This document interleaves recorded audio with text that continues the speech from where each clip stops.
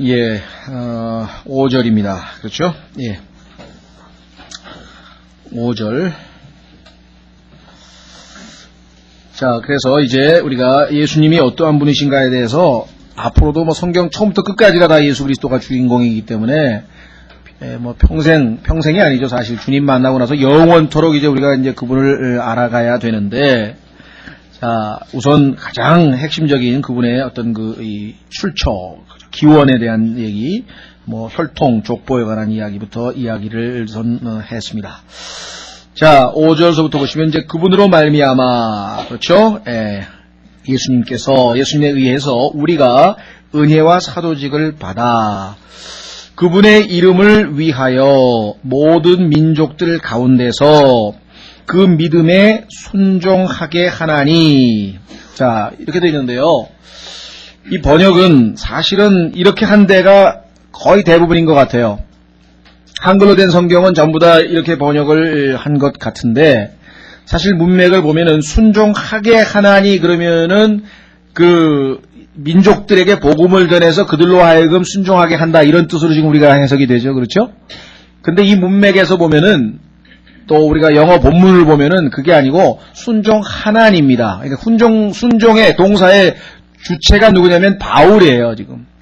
바울을 비롯한 우리가, 그러니까 단지 믿음으로 구원받은 것뿐만 아니라 우리가 주님으로부터 받은 그 은혜 선물인 믿음을, 그 믿음에 내가 순종하는 게 뭐냐면 복음을 전하는 것이라는 것이에요. 많은 사람들 옆에 가서. 이것도 지금 우리말로는 아마 순종하나니, 그러니까 믿음에 순종한다는 말을 왠지 모르겠는데, 여기뿐만 아니라 개혁성경도 그렇고 뭐 한킹도 그렇고 전부 다들 이 순종하게 하나니로 했는데, 제가 영어로 된 뭐 주석들을 다 봐도 거의 90% 이상은 주어를 바울로 합니다. 혹간 그렇게 해석한 그런 이 성경 해석가도 좀 한둘은 있어요. 그러나 일반적으로 영어 문법으로 봤을 때는 이때 obedience라고 하는 것은 바울이 순종한다 이 말입니다. 자, 우선 여기서 지금 그분으로 말미암아 우리가 은혜와 사도직을 받았다라고 했습니다. 자, 은혜는 구원에 관련된 것이죠. 예. 그러니까 먼저 은혜로 구원을 받은 다음에 그 다음에 사도직은 이제 섬기는 일입니다. 그렇죠? 자, 순서가 어떻게 됩니까? 당연히 구원이 먼저고 섬김이 나중이죠. 그렇죠? 은혜가 먼저고 사도직은 나중이죠. 어떤 분들은 그렇게 당연한 얘기를 뭐하러 하십니까? 그런 분이 계신데, 역사적으로 보면 그렇지 못한 경우가 허다하기 때문에 지금 말씀을 드리는 겁니다. 구원은 못 받았는데, 즉 하나님의 은혜를 체험은 못했는데 목사를 하는 사람이 숱하게 많습니다. 진짜 그러냐? 많아요. 자, 뭐 제가 요즘 얘기를 뭐 일일이 하면 또 뭐 누구 사람들 비난하는 얘기 될까봐 제가 빼고요. 가장 아주 유명한 그 예가 누구냐면은 그 유명한 요한 웨슬리라고 하는 사람입니다.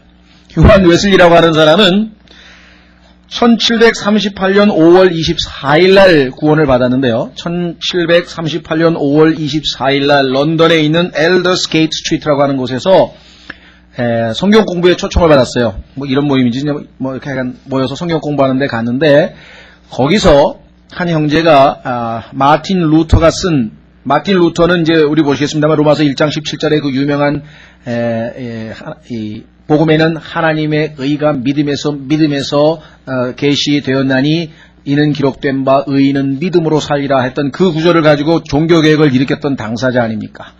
그 마틴 루터가 쓴 로마서 주석이 있는데 거기에 서문을 읽는데 그 읽는 내용을 듣다가 마음이 뜨거워지면서 내가 구원받았구나, 그때 구원을 받은 거예요. 이 요한 웨슬리가. 그리고 그 이후에 영국에 소위 말하면 무혈혁명, 여러분 잘 아시는 프랑스는 유혈혁명이었죠. 아주 피비린내 나는 그 혁명이 있었고, 뭐 자코방당도 있었고, 뭐 로베스페르도 있고, 막 단두대도 나오고, 막 프랑스 혁명하면은 뭐 이름만 뭐 인류 박해고 뭐 이렇지 실제적으로 아주 살벌하잖아요. 나중에 또 그것도 제대로 안 돼가지고 나폴레온이 나타나가지고 다시 황제가 됐다가 막 아주 근데 영국은 무혈혁명, 명예혁명이거든요. 왜냐면 복음 때문에. 그래서 영국을 이 프랑스 혁명과 같이 피비린내 나지 아니하고 살린 것이 바로 웨슬리의 또 휘트필드라고 하는 이 두 사람의 어떤 복음 혁명과 관련이 있는데요. 이 사람은 성경에 자기가 쓴 그 자서전에 보면은 뭐라고 되어 있냐면요. 이보다 몇 개월 전에 미국으로 선교사로 갔습니다. 그리고 그 몇 개월 전에 선교사로 가면서 뭐라고 썼냐면, 나는 지금 인디안, 즉 미국에 있는 인디안들을 회심시키러, 예수님께로 마음을 돌이켜서 구원받게 하려고 회심시키러 가고 있는 중이다. 그러나 누가 나를 회심시킬꼬? 자기는 구원도 못 받은 사람이 선교사로 지금 가는 거예요. 그게 가능한가? 가능한 정도가 아니에요. 얼마나 많은 사람들이 그냥 우리 집안은 기독교 집안인데 우리 어머니가 나를 늘 목사 되라고 기도해가지고 그냥 제가 스페인에서 공부를 했기 때문에 스페인에 있는 카톨릭 신부님들도 제가 많이 아는데 마찬가지예요. 복음 아무것도 몰라요. 그냥 우리 집에서 그냥 아들 하나는 꼭 이렇게 뭐가 돼야지 큰 축복을 받는다 그래가지고 우리 집에서 6 형제 중에서 나는 그냥 원래부터 신부가 되기로 그냥 그렇게 교육을 받았다. 이런 사람은 허다하거든요. 그런 분에게 예수 그리스도가 누구십니까? 몰라요. 우리 주라고 고백하는 사람은 거의 없어요. 객관적으로 그냥 학교에서 신학교에서 배운 내용 얘기를 한다 이 말이에요. 그래서 여기 지금 아주 대표적인 케이스가 그 유명한 요한 웨슬리입니다. 그레이스, 은혜를 먼저 체험하고 구원을 받은 다음에 주님을 섬겨야죠. 그렇죠? 구원이 트릿하고 확실하지 않냐고 은혜가 함께하지 않는 섬김은 이거 완전히 종교가 되는 거거든요. 종교냐 구원이냐. 이건 아주 어떤 사람은 종교하고 구원하고 밀접한 것 같은데 사실은 종교는 성경에서 가인의 종교입니다. 가인이 자기가 노력해서 하나님 앞에 받아들여지기를 최선을 다해서 노력하는 것, 이건 종교고요. 이건 불가능이고. 구원은 하나님께서 주시는 것을 그저 손 내밀어서 은혜로 받아들이는 것이고 선물을 받는 것이고. 여러분 상식적으로 한번 생각해 보세요. 부모가 자식에게 주고 싶어가지고 좋은 선물을 갖다가 하나 마련했더니 자식이 그거 비싼 건데 그냥 받을 수 있습니까? 제가 아르바이트에서 돈 벌어서 갚겠습니다. 가상한 것 같지만요. 그건 부모님 마음을 몰라도 한참 모르는 거예요. 부모가 돈이 없어가지고. 그렇죠? 네. 자, 그래서 이 은혜를 받았다 그랬습니다. 이 은혜 받은 게 얘기하자면 이것도 한이 없이 길어지니까 그냥 여기서 그 순서에 대해서만 제가 조금 간략하게 좀 말씀을 좀 드리는데요. 길게 얘기할 것 없이 로마서 5장으로 가서 은혜라고 하는 것이 무엇인지 한번 좀 짤막하게 짚고 넘어가려고 합니다. 로마서 5장 6절서부터 보시면은 로마서 5장 6절에서 8절까지 이렇게 되어 있습니다. 이는 우리가 아직 힘이 없을 때 죄를 이길 힘도 없고요. 그렇죠? 유혹을 뿌리칠 힘도 없고요. 죽음을 이길 힘도 없고 이 죄인의 모습입니다. 한마디로 무기력한 모습이죠. 무기력한 모습. 그리스도께서 정하신 때가 되어 경건치 아니한 자들을 위하여 죽으셨음이라. 자, 우리는 어떤 모습이었냐? 힘이 없는 상황이었다. 죄인의 모습. 두 번째, 경건치 못했다. 경건하다는 얘기는 하나님과 같다는 얘기거든요. 영어로는 godly. 하나님과 같은 모습이 전혀 없어요. 의롭지도 않고 선하지도 않고 그죠? 자비도 없고 하여간 하나님하고 닮은 꼴이 하나도 없다는 얘기가 경건치 아니한 자다 이 말입니다. 그러한 자들이기 때문에 하나님께서 우리를 돌아보셔야 될 이유도 없고 도와주셔야 될 이유도 없고 더더군다나 7절 의로운 사람을 위하여 죽는 자가 거의 없고 어떤 사람이 의롭다 그래서 저 사람을 위해서 내가 목숨을 바쳐야 되겠다 그런 사람 거의 없습니다. 그런데 우리는 의로운 사람도 또 아니에요. 선한 사람을 위하여 용감히 죽고자 하는 자가 혹 있거니와 착한 사람을 위해서 내가 대신 죽겠다고 하는 사람이 혹시 있을지 모르지만 그렇다고 우리가 선한 사람이냐 하나님 보시기엔 아니라 이 말이에요. 그러면 힘도 없고 경건치도 아니하고 의롭지도 아니하고 선하지도 아니하고 결론이 뭡니까? 8절에 우리가 아직 죄인이었을 때 죄인 하면 뭡니까? 죄값을 받아야 되는 처지죠. 벌을 받아야 되는 처지죠. 그렇죠? 근데 그 벌도 그냥 벌이 아니고 하나님께 죄를 졌는데 하나님은 영원하신 분이기 때문에 영원히 벌을 받아야 돼요. 하나님께 축복을 받으면 영원히 축복을 받고 왜? 하나님 영원하신 분이기 때문에 하나님의 속성에 따라 그렇게 될 수밖에 없어요. 자, 그런데 여기 뭐라고 되어 있습니까? 그리스도께서 우리를 위하여. 근데 그 우리가 여기 네 가지로 설명되어 있잖아요. 힘도 없고 경건치도 아니하고 의롭지도 아니하고 선하지도 아니하고 아무짝에도 하나님 보시기에는 예쁜 구석이라고 하는 게 하나도 없는 그러한 자인데 그를 위하여 죽으셨다. 이게 성경에서 은혜입니다. 왜?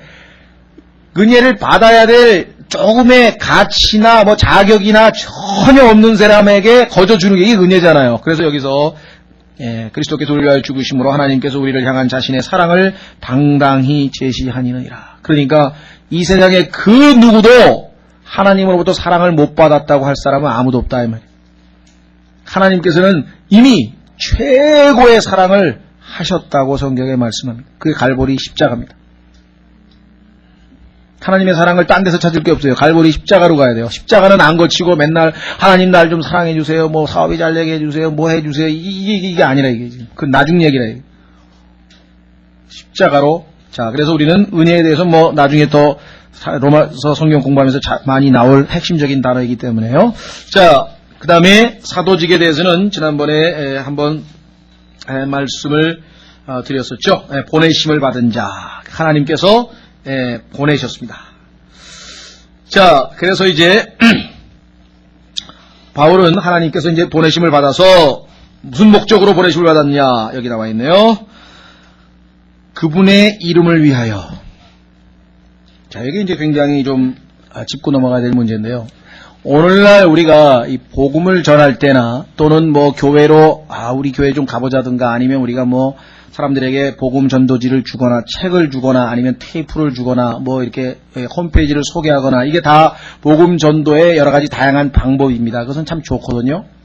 근데 문제는 그것이 누구를 위하여 예수 그리스도의 이름을 위해서 해야 되는 거거든요. 안 그렇다 이 말이에요. 이게 우리 목사님 테이프인데요. 얼마나 설교를 잘하시는지 한번 보세요. 누구신데요? 전병욱 목사님이신데요? 그러세요.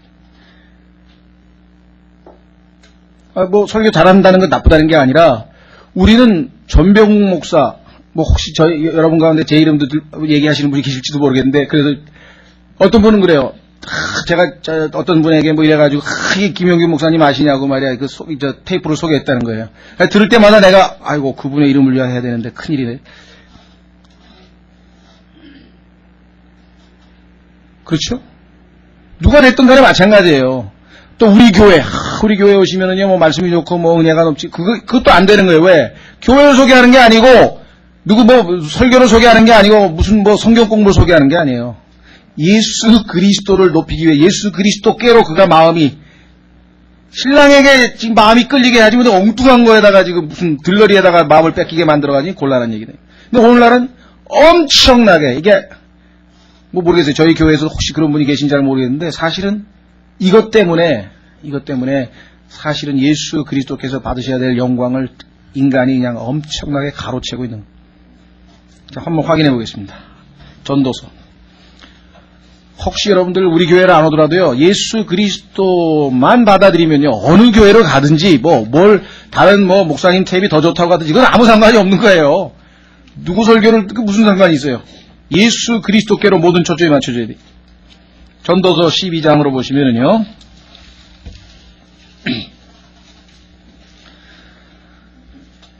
제가 가르치는 것의 95%는 아마 어쩌면 더 될지도 모르겠어요. 하여간 전부 다 다른 하나님의 일꾼들이 다 여기서 뭐 설교하고 여기서 책 쓰고 그거 다 공부해가지고 제가 시간 투자해가지고 이렇게 해서 다 모아가지고 또 제 나름대로 소화해서 이렇게 하는 거지 독창적인 거 아무것도 없어요. 저만 그런 게 아니라 피터 라콘도 마찬가지, 본인도 마찬가지. 하나님께서 처음에 성경에서 나온 거잖아요.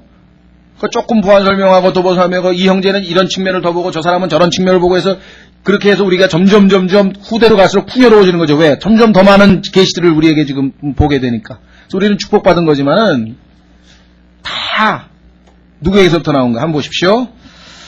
11절 전도서 12장 11절에 보시면 말씀하시기를 지혜로운 자들의 말씀들은 찌르는 채찍들 같고 그렇죠? 찔림이 옵니다. 지폐의 스승들이 굳게 박은 못들 같으니 딱 거기에 걸어도 끄떡도 안 하는 아주 굳건해 쏘신 못들 같으니 이 말씀들은 뭐라고 했습니까? 한 목자께서 주신 것이니라.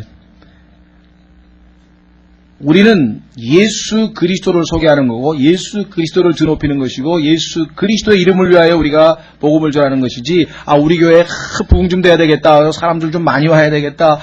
이제 우리 뭐 누구누구 목사가 참 탭이 설교를 잘하더라. 성경 공부를 잘 가르치더라. 이건 아무 의미가 없는 거예요. 그야말로 아무 의미가 없는 거예요. 왜? 한 목자에게 다 받은 건데 이 사람은 이런 식으로 저 사람은 저런 식으로 다 목적이 뭐예요? 예수 그리스도를 바르게 알라고 지금 도와주려고 하는 거잖아요. 주인공은 신랑이신 분이시지 옆에 보조하는 사람은 그건 아무것도 아니라는 거죠. 그렇죠. 예, 한번 고린도 전서 3장에 가보십시오. 그래서 오늘 우리 특히 사역하는 사람들은 이걸 굉장히 조심해야 됩니다. 왜냐면은 인간의 속성이 눈에 보이는 그렇잖아요.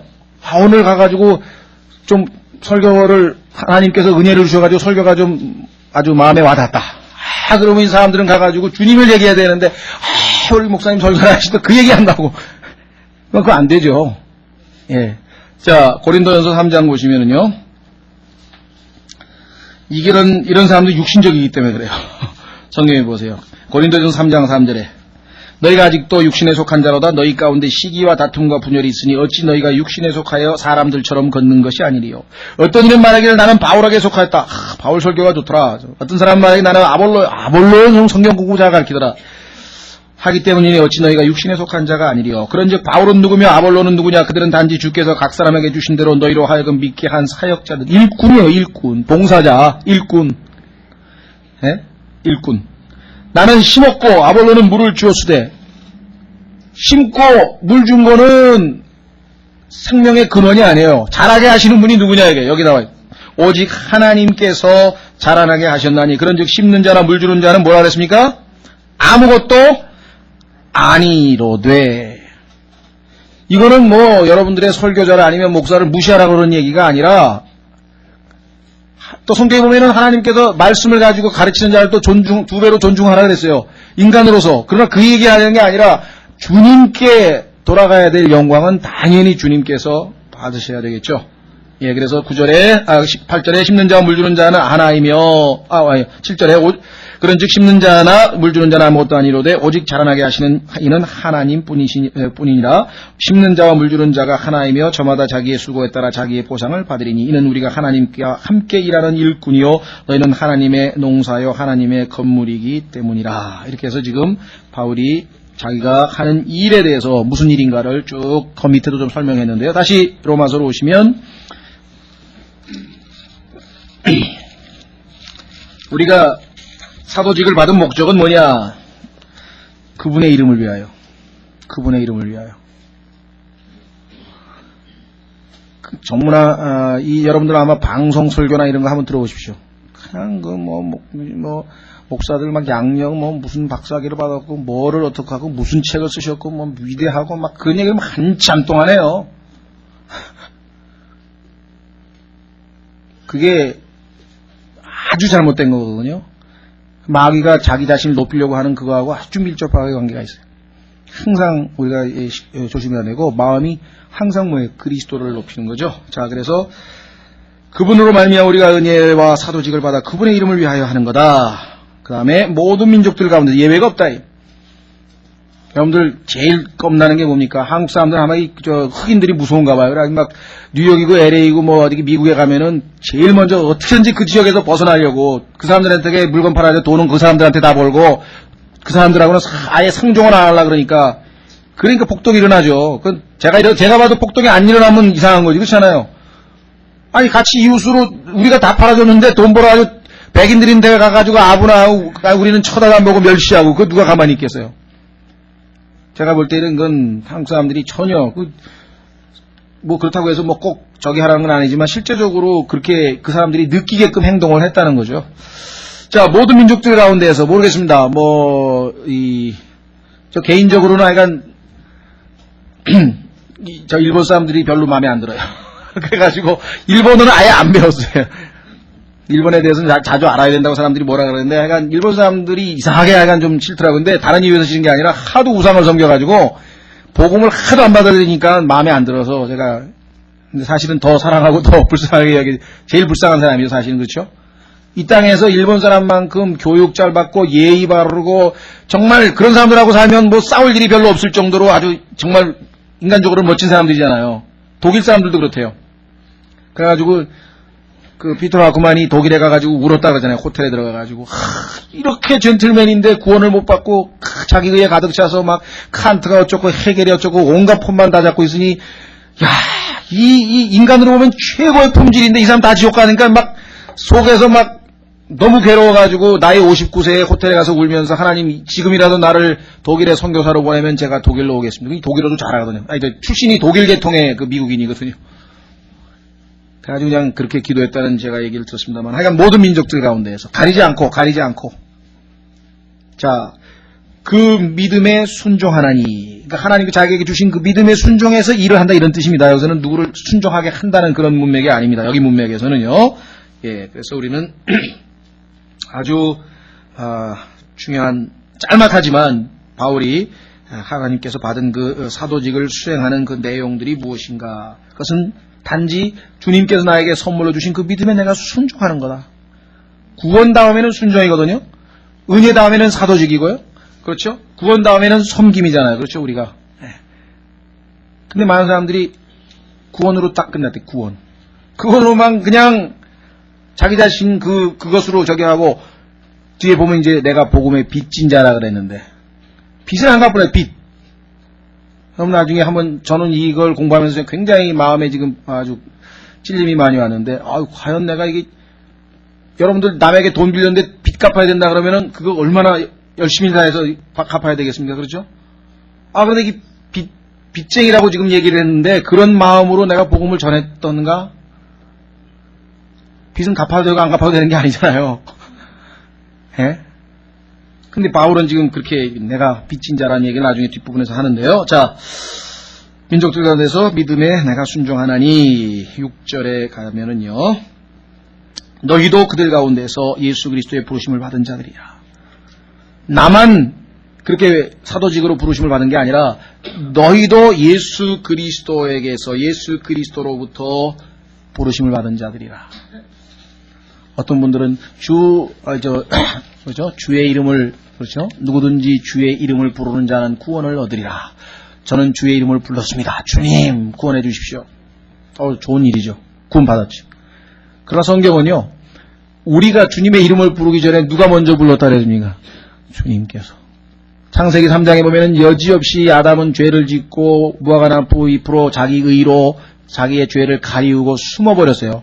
도망을 쳤다고요. 하나님 두려워서. 그렇죠. 그런데 하나님께서 아담아 내가 어디 있느냐.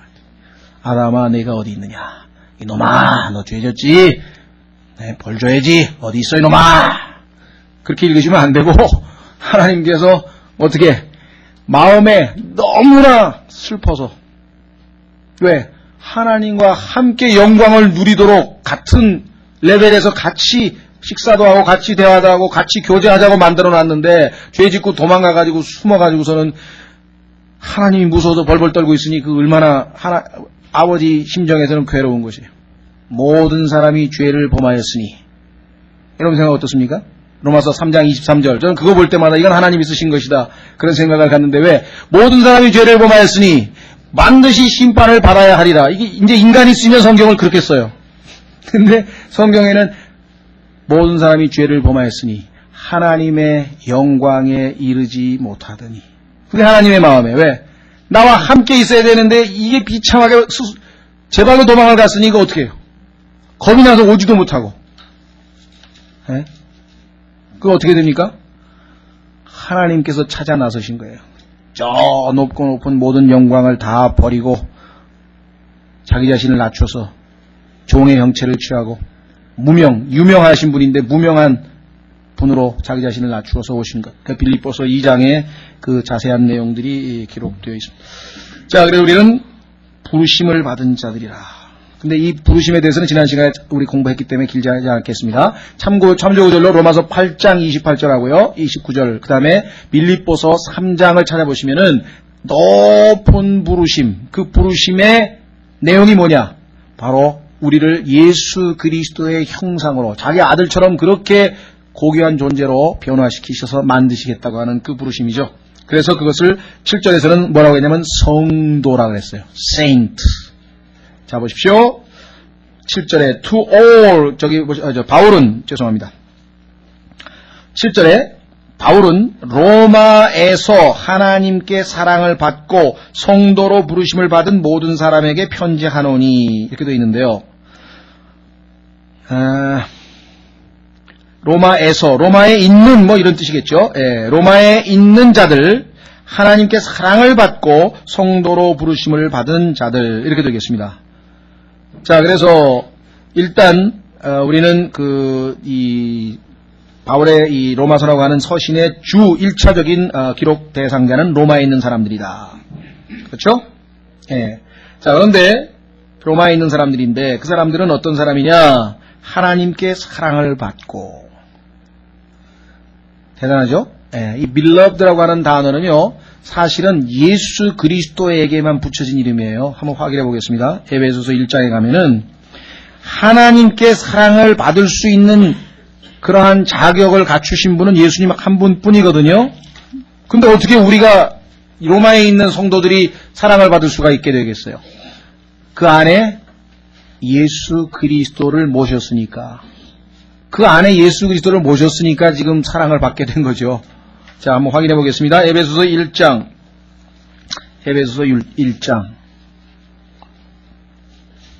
에베소서 1장 6절에 보시면은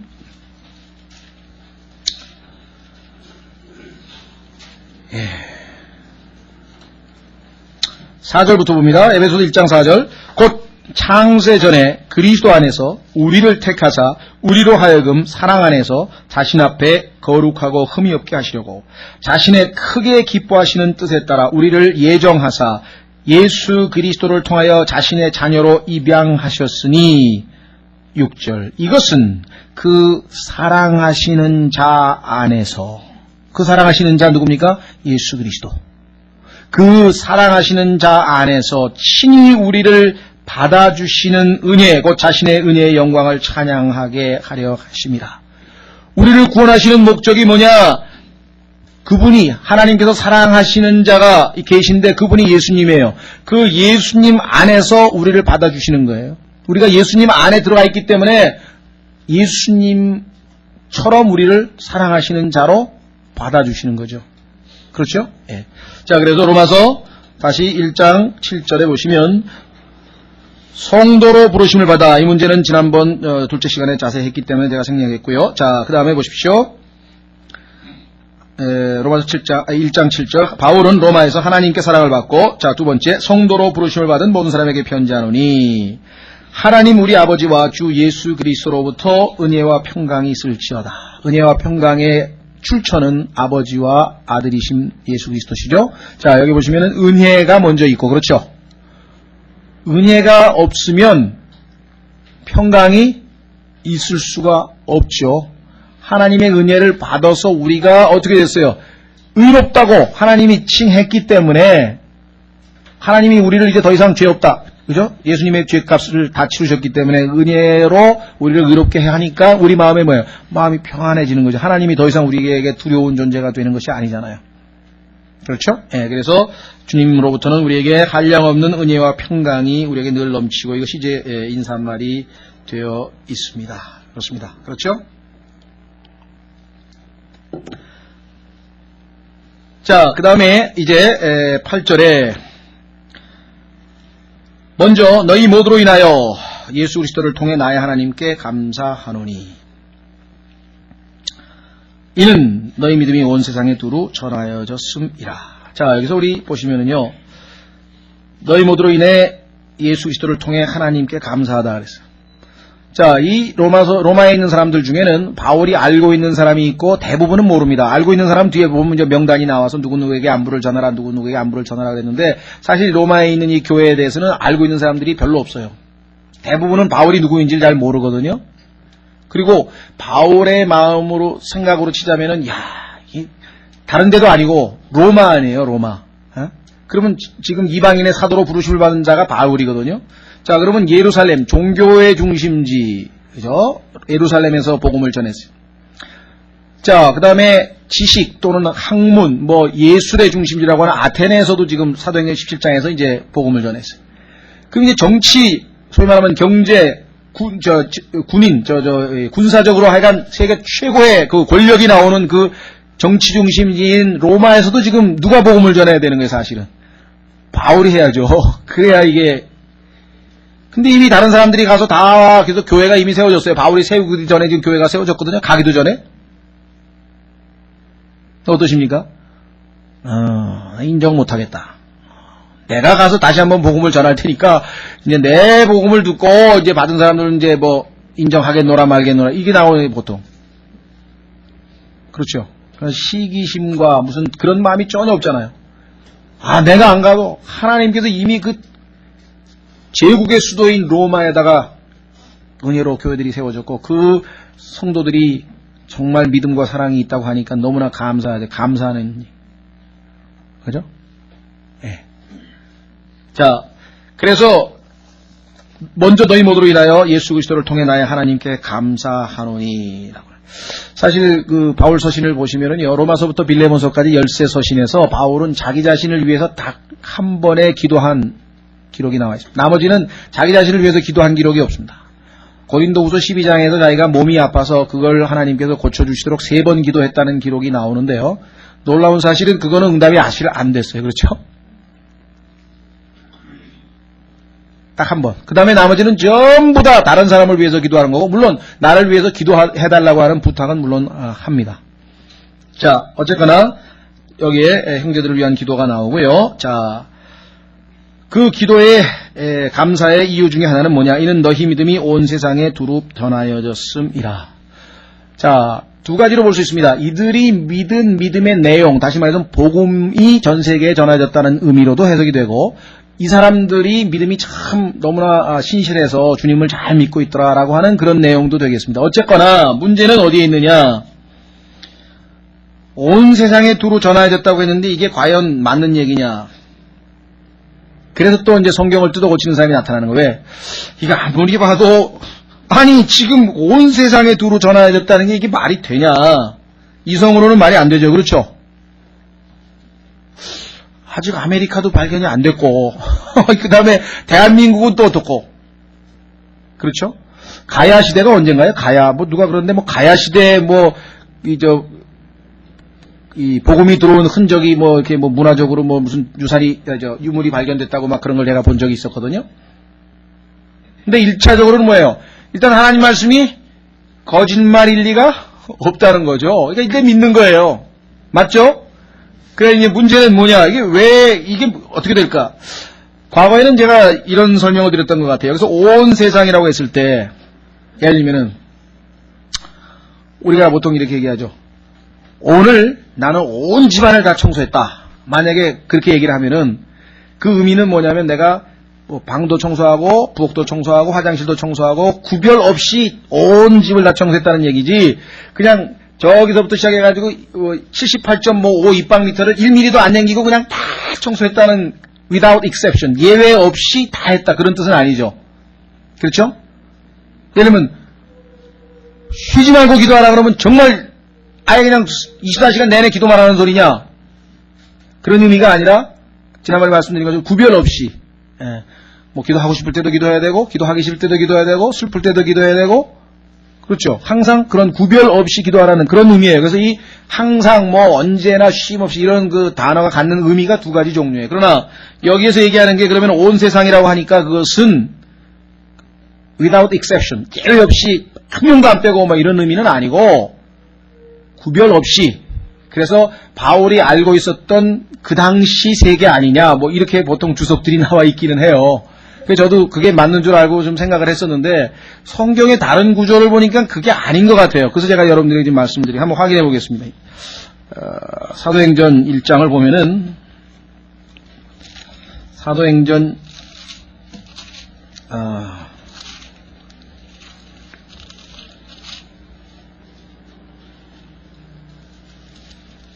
2장, 사도행전 2장 5절을 보시면은요.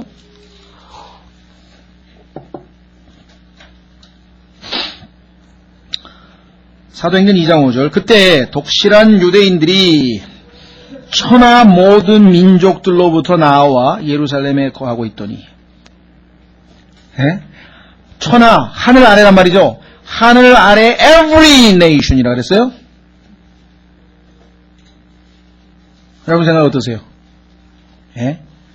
천하 모든 민족들로부터 나와. 그러니까 하나님께서 이미 전 세계에 흩어져 놓은 유대인들이 있었는데 그들을 하나님께서 다 모아가지고 오순절날 복음을 듣게 해가지고 그들을 또 쫙 고향으로 보내가지고 복음을 전했다 이 말이거든요. 지금 이 내용이. 그렇죠.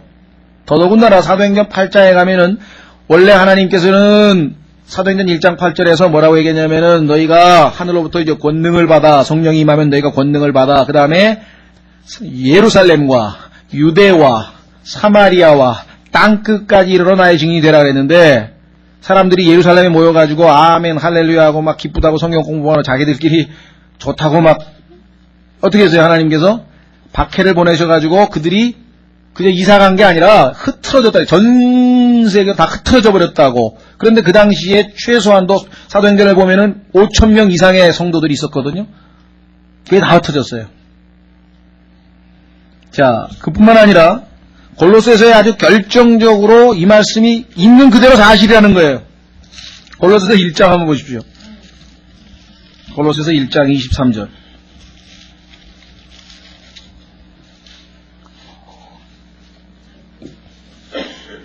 그러고 나니까 이제 주님께서 복음을 한 번도 안 들었던 우리 고조선 시대에 사신 이런 분들 얘기 자꾸만 할 때 어떤지 잘 모르겠습니다만 하여간 보십시오. 골로새서 1장 23절 보세요. 골로새서 1장 23절. 자, 만일 너희가 믿음 안에 거하여 터를 다지고 정착해서 너희가 들은 그 복음의 소망에서 떠나지 아니하면 그러하리라. 그 다음에 뭐라고 했습니까? 이 복음은 하늘 아래 모든 피조물에게 선포되었으며 과거 시제요. was preached to every creature. 크리처라고 하는 게 뭐냐? 피조물이네. 우리가 새로운 피조물이야. 개인, 인디비주얼, 개인 한 사람 다 얘기하는 거 아니에요? 예? Which is under heaven. 이해는 안 되죠, 여러분들? 근데 어떤 게 사실이겠어요? 지금 이해 안 되지만 성경이 사실이죠. 그렇죠? 혹시 나는 못 믿겠다 그런 분이 한번 손 들어보세요. 나 이거 못 믿겠다. 있으세요? 그렇죠? 그대로 믿는 거예요. 할 말씀이 여기 써있다. 실제적으로 보면요. 마케도니아라고 하는 곳에 사도행전 16장에 보면 바울이 복음을 전하다가 아시아에서는 더 이상 안 된다 그래가지고 성령께서 마케도니아로 건너라서 유럽에 가서 처음으로 복음을 전하잖아요.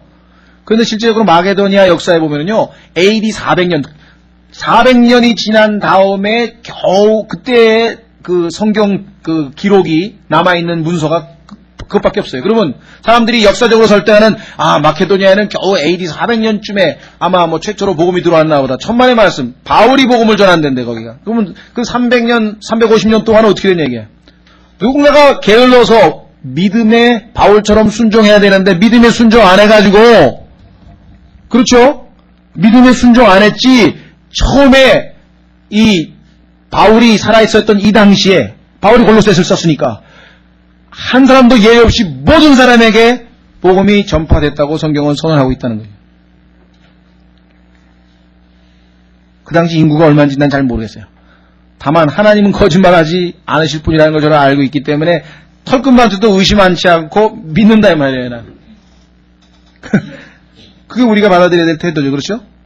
그런데 놀라운 사실은 이게 아무래도 아니겠지. 그래가지고 당시 알려진 세상, 모든 세상 해가지고 성경에다가 당시 알려진 이런 거 갖다 덧붙이는 성경들이 막 나온다. 이게 왜? 안 믿어지니까, 못 믿어지니까.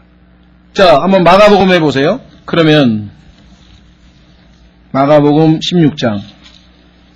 이 성경은 어려운 책이 아니라 믿기가 어려운 책이에요. 알기는 쉬운데 믿기가 어려운 책이라는 거예요. 처음에 하나님께서 하늘과 땅을 창조하시니라. 하나님께서 별들도 만드시니라. 얼마나 쉬워요. 아, 별이 수조 개가 있다 그러는데 하나님이 말로 그냥 별이 있으라는 게 있었다는 거예요? 안 믿어지는데. 믿기가 어려운 책이지 성경은 어떤 면에서 보면 알기는 쉬운 책이죠. 그렇죠? 자, 마가복음 16장은 보십시오. 뭐라고 되어 있나? 마가복음 16장에 보시면은요, 15절에 그분께서 그들에게 이르시되 너희는 온 세상에 가서 모든 피조물에게 복음을 선포하라. 그럼 여기는 온 세상, 물론 all the world하고 whole world하고 차이지만 하여간 뜻은 같은 뜻인데 여기는 그러면 당시에 알려진 세상만 가라는 말씀인가요, 주님? 그게 아니죠. 예, 그래서 우리는 이 로마서 1장 8절 같은 경우도 결코 시비를 걸어야 될 이유가 없습니다. 하나님께서 전하셨다는 것이죠. 자, 그 다음에 우리는 다시 로마서 1장 9절로 오겠습니다. 로마서 1장 9절입니다. 내가 그분의 아들의 복음 안에서 내 영으로 섬기는 하나님께서 내 증인이 되시거니와. 내 영으로 섬기는 이유가 뭡니까? 내 육신은 하나님을 섬기려고 합니까? 안 합니까? 아니죠. 나 자신을 섬기려고 한다. 그래서 우리가 하나님을 섬기는 것은 영으로, 요한복음에서도 주님을 경배하는 것도 영과 진리로 이렇게 되어 있죠. 자, 그래서 우리는 속사람으로 우리는 하나님을 섬길 수 있게 되는 것입니다. 그렇죠? 우리 겉사람은 하나님을 섬길 수가 없습니다. 내가 그분의 아들의 복음 안에서 내 영으로 섬기는 하나님께서 내 증인이 되시거니와. 그렇습니다. 하나님께서 증인이다. 그러면은 100% 증거로 채택되겠죠? 그러니까 여러분이 하나님이 증인이시다. 나는 거짓말 안 한다. 그러면 굳이 뭐 해명하고 뭐 남한테 막 억울하다 그러고 뭐 그럴 필요 없잖아요. 그렇죠? 저도 가끔마다 깜짝깜짝 놀래요. 저 자신이. 왜냐면 뭐 어쩌다가 저는 이제 뭐 좀 이렇게 일부러 은둔하려는 건 아니고 뭐 하다 보면 뭐 이렇게 만나는 사람이 한정돼 있거든요. 많은 사람 못 만나니까. 근데 어쩌다 만나면은 뭐 요즘에 그렇게 왜 그러셔요? 그래 뭐 농담 삼아 무슨 일인데니까 뭐 아주 그냥 나쁜 사람으로 소문이 났대. 그래서 무슨 소리예요? 그랬더니 뭐 인터넷에도 나오고 뭐도 나오고 뭐 책에도 나오고 뭐 그런 얘기를 많이 해요. 그래요? 근데 저는 아닌데요. 하나님이 나의 증인이시면 그걸로 됐어요. 막 해명을 하려고 막 가가지고 난 그런 일 없다 그러면 고소하고 막 붙잡고 늘어지고 뭐 싸우고 또 책을 쓰고 뭐 치고받고. 그래서 해결이 되면 또 괜찮아요. 해결되긴커녕 완전히 관계도 엉망이 되고요. 자기는 영적으로 더 괴롭고요. 그렇잖아요. 그죠? 하나님이 증인이시니까.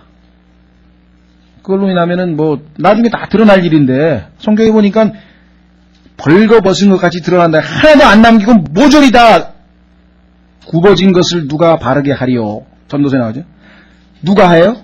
지금은 안 돼요. 굽어진 거, 구부러진 걸 어떻게 무슨 검사 아니라 특별검사 아니라 특별검사를 세워도 해결 안 돼. 마음속에 숨겨놓은 걸 어떻게 끄집어내요? 못 꺼내요.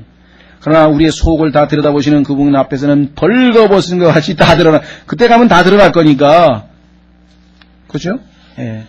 바울도 항상 하나님 증인이시다 이게. 더 이상 뭐 오해를 하든 뭘 하든 그건 나중에 의미가 없어요. 하나님 앞에 가서 평가받는 거지 그 사람들 앞에 가서 평가받는 게 아니니까. 자, 그래서 내 영으로 섬기는 하나님께서 내 증인이시고 내가 기도할 때 언제나 너희에 관하여 끊임없이 말하며. 바울은 여기서도 언제나라고 하는 말은 아까 말씀드린 것처럼요. 뭐 하루도 빠짐없이 힘들거나 어려울 때나 이럴 때 다 한다는 얘기지 막 24시간 내내 한다 그런 의미는 물론 아니겠죠. 자, 내 증인은 내가 기도할 때 언제나 너희에 대해서 끊임없이 말하며. 참 너무나 놀랍습니다. 나는 내가 얼굴을 아는 사람은 물론이고 나한테 기도 부탁을 한 사람 기도도 잊어먹고 있다가 가만히 있어봐. 아유 기도 부탁 받았었는데 잊어버렸구나. 그리고 그때 가서 그냥 막 적어놓고 기도하고 그러는 반인데, 아니 이 바울은 이게 자기도 얼굴도 모르는 사람을 놓고 기도했으니 기도 명단이 얼마나 많았겠어요. 지금 자기가 지금 복음 전한 사람만 해도 얼마나 많고 그 일일이 다 놓고 기도를 했으니까요. 여기 지금 보이지 않는 전혀 자기도 모르는 사람을 위해서 이렇게 열심히 기도하고 있는 바울의 모습이죠. 자, 그래서 10절에 어찌하든지 이제라도 하나님의 뜻에 따라 그렇습니다. 항상 하나님의 뜻이 가로막으면 못 가는 거죠. 안 되는 거죠. 예. 그렇죠? 예. 하나님의 뜻에 따라 순탄한 여정을 얻어 너에게 나아가게 되기를 간구하노라. 기도응답 받았습니까? 못 받았습니까? 예, 나중에 보면은 기도응답을 받기는 받았는데 바울이 원하는 방향대로 받은 건 아니었어요. 순탄한 여정은 아니었고요.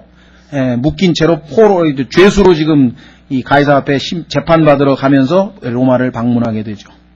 어떤 분 생각, 하나님도 너무하시다. 이게 좋은 기도인데, 이거. 그죠? 예수님의 이름으로 하나님 뜻대로 하는 올바른 기도인데, 문제는 어디에 있었냐면요. 바울이 하나님의 뜻을 어겼어요. 여러분 나중에 사도행전을 보시면은, 바울이 예루살렘으로 올라가려고 할 때 하나님께서 계속해서 일꾼들을 하나님의 종들을 보내가지고 이 허리띠에 임자가 이렇게 묶인다고 하면서 여러 번에 걸쳐서 3번인가에 걸쳐서 예루살렘에 가는 게 하나님의 뜻이 아닌 것을 경고하게 되죠. 근데 바울이 자기의 그 불타는 열정으로 인해서 내가 목숨이 끊어지더라도 나는 가겠다 이래가지고 갔죠. 그러니까 하나님의 뜻을 어겨서 그로 말미암아 심은 대로 거두게 된 열매가 뭐냐면 감옥에 갇혀서 2년 동안 가이사랴에서 복음도 못 전하고 갇혀 있었잖아요. 하나님의 일이 중단이 됐잖아요. 그걸 하나님께서 그나마 그래도 포로로 해가지고 이 로마로 보내서 그나마 또 좋은 사람 만나가지고 이 묶인 거 다 풀고 자유롭게 집에서 찾아오게 해서 방문해서 복음 전하고 설교할 수 있게 해준 것만 해도 하나님의 은혜죠. 그렇죠? 가지 말라고 그렇게 3번씩이나 일꾼을 보내가지고 다 보여줬는데 끝까지 간 그 바울에게 책임이 있는 거죠. 그렇죠. 상당 부분 우리는 하나님께서 우리에게 내가 원하는 대로 응답 안 했다고 생각하지만 성경에 보면 하나님께서 응답 안 한 게 아니라 우리가 때로는 하나님의 뜻을 어김으로 말미암아 엉뚱한 그런 일도 생길 수 있다는 것입니다. 어쨌거나 하나님께서는 참 바울을 긍휼히 여기셔서 다시 한번 이렇게 좋은 기회를 주셨네요. 그렇죠? 11절에 내가 너희를 간절히 보고자 함은 그랬네요. 너에게 어떤 영적 선물을 나눠주어 너희를 굳게 세우려고 하려 함이니. 자, 그러니까 11절, 12절이 구체적으로 지금 바울이 방문하고자 하는 목적이 나와 있는데 뭐냐? 만나고 싶은 목적은 뭐냐? 너에게 어떤 영적 선물을 나누어 주어 너희를 굳게 세우고자 함이니. 이것은 곧 너희와 나 사이에 공통된 믿음으로 말미암아 내가 너희와 함께 위로를 받고자 함이라.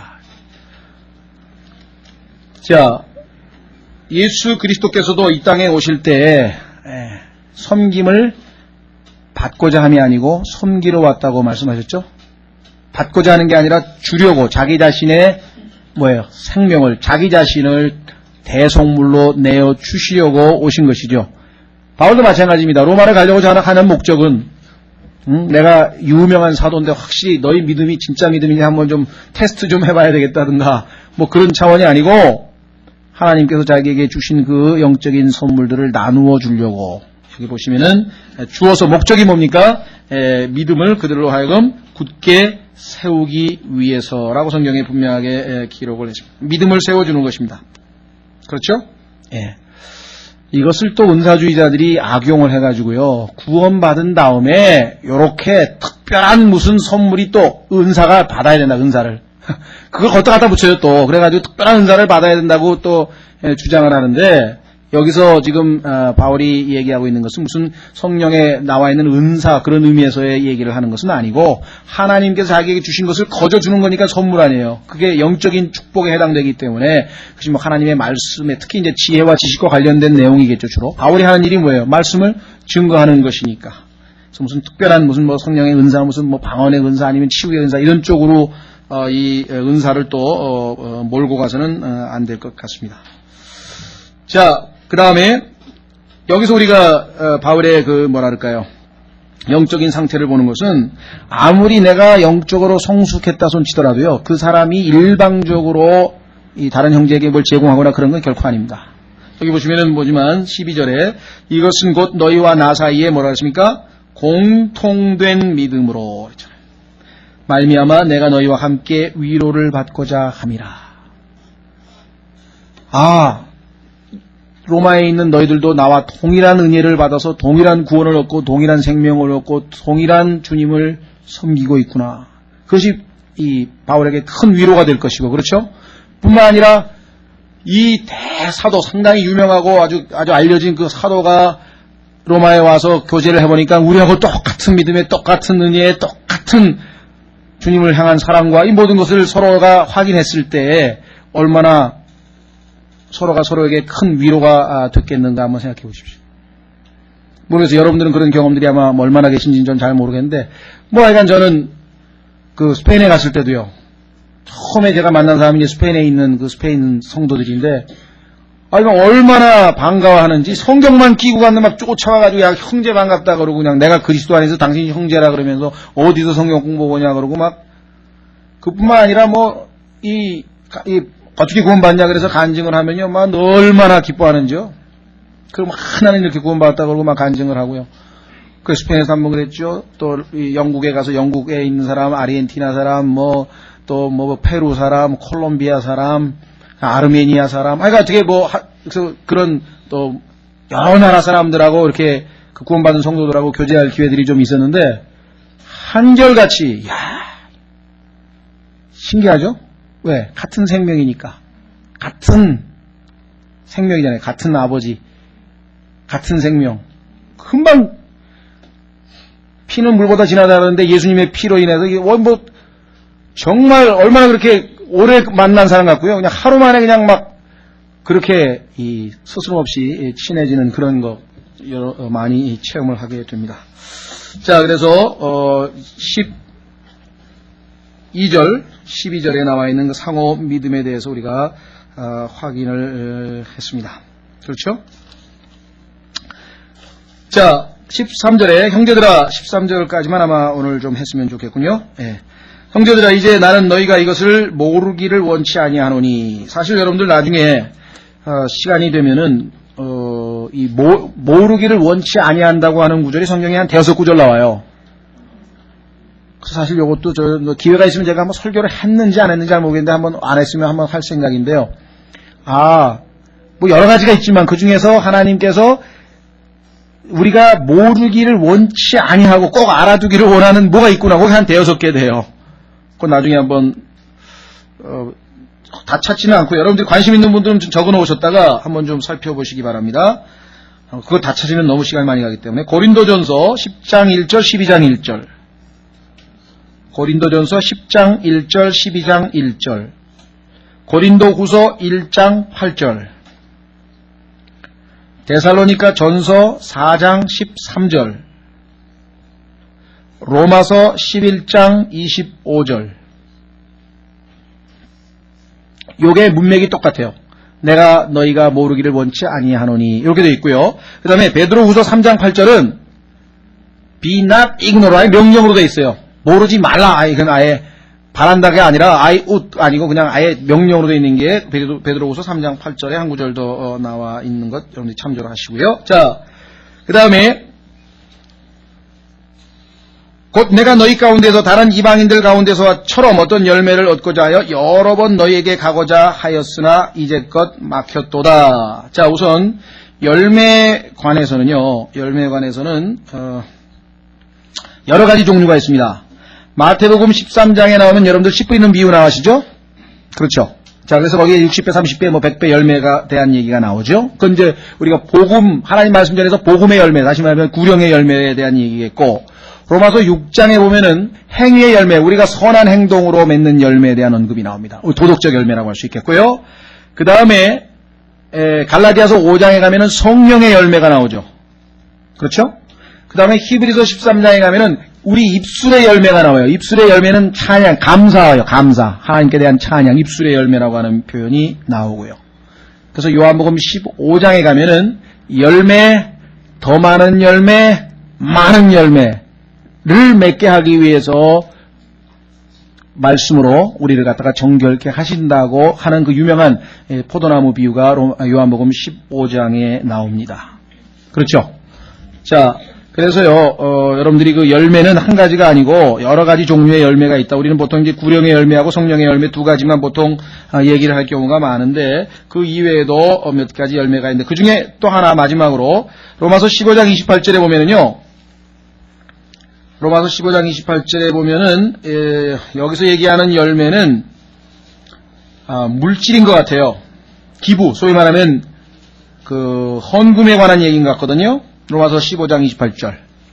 그래서 이 열매를 그들에게 확인시킨 뒤에, 그러니까 아마 이 헌금 받은 거를 그들에게 전달해 준다고 하는 문맥인 것 같습니다. 그래서 어떤 형태든 간에 성경에서 나오는 그 열매는 이와 같이 다양한 종류의 열매가 있습니다.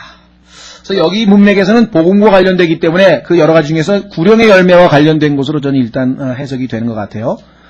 자, 그래서 여러 번 너희에게 가고자 하였으나 이제껏 막혔도다. 마지막으로 한 말씀만 드리고 마칩니다. 영어를 혹시 이제 공부하시는 분들이 계실 것 같아서 여기에 보시면은요, 괄호 안에 치고 이제껏 막혔도다라고 했을 때 거기에 나와 있는 단어가 but was let hitherto 해가지고 let이라고 하는 let. 그런데 이 let이라고 하는 것은 여러분들 요즘에 뭐 일반적으로 우리가 일상 현대 생활에서 사용하는 거는 허용하다, 허락하다는 뜻이잖아요. 그렇죠? Let me introduce to you. 뭐 나를 허락해달라, 내가 소개하겠다, 뭐 이러고요. 그런데 성경에 보면은 그런 뜻이 있고요. 두 번째에는 막혔다, 방해를 받다라고 하는 반대되는 뜻이 또 있어요. 그래서 여러분들 이 테니스 치면은요, 테니스 칠 때 네트에 딱 걸리잖아요. 이렇게 테니스 쳤는데 서비스가 네트에 걸리잖아요. 그러면은 let 그런다고요. 여러분들은 네트로 아마 들으신 분이 계실지 모르겠는데, 네트에 걸렸다는 뜻이 아니고 let, let, 방해를 받았다 이게요, 서비스가. 예, let. 그래서 let 하면 우리는 네트에 걸렸다는 소리가 하는데 그게 아니고 let, 요 단어로 쓰는 거예요. 현대에서도 써요, 사용하고 있어요, let. 예. 그 다음에 이제 세 번째 뜻은 rent, 빌려준다. 이게 우리 돈 받고 렌트 한다 그러죠? 그런 뜻이 성경에 보면 세 준다. 그래서 우리 주님께서 세를 주고 뭐 포도 이렇게 나중에 하늘나라에 갔다가 다시 세 받으러 오는 그런 비유할 때 보면은 나오거든요. 이 let라고 하는 단어 이렇게 세 가지로 쓰이는데, 영어에 보면 종종 이 의미가 반대되는 의미를 두 가지 다 가지고 있는 단어가 있어요. let처럼. 그런 표현들 중에 재밌는 것이, 여러분들 우리가 인사할 때 thank you, 그죠? thank you. 그러면, 여기잖아. you're welcome 그러네. 자동으로 나오네. you're welcome 그러잖아요. 근데 사실은 원래 그게 그렇게 된 게 아니었죠. 예를 들면은, 똑똑하잖아요. 그렇죠? come in. 그러면서 사실은 뭐라 그럽니까? 원래는 안에 있는 주인이 환영한다 그러니까 welcome 해야 될 거 아니에요. 그렇죠? you're welcome. 그러면은 상대방이 thank you 해야 되는데, come in 그러면 상대방이 thank you 그러고 거꾸로 you're welcome은 반대 사람이 하잖아요. 그렇죠? 이게 이 삶에서 나중에 보면 이게 뒤집히는 경우가 있어요. 이게 let 같은 경우도 허용하다가 방해하다 하고 뜻이 두 가지가 동시에 존재하는 경우가 가끔 나옵니다. 이것도 그냥 영어로서는 이 let가 왜 이렇게 쓰였나 혹시 좀 궁금해 하실 것 같아서 미리 참조로 말씀드렸고요. 예. 오늘 사실은 시간 16절까지 해서 이 서문을 좀 마치려고 했는데 14, 15, 16은 상당히 중요한 내용이 좀 있습니다. 세 가지 우리가 아주 이 복음 전도자라서의 그 자세, 그래서 좀 다음 시간에 좀 차근차근 했으면 좋겠네요. 오늘은 13절까지 하겠습니다.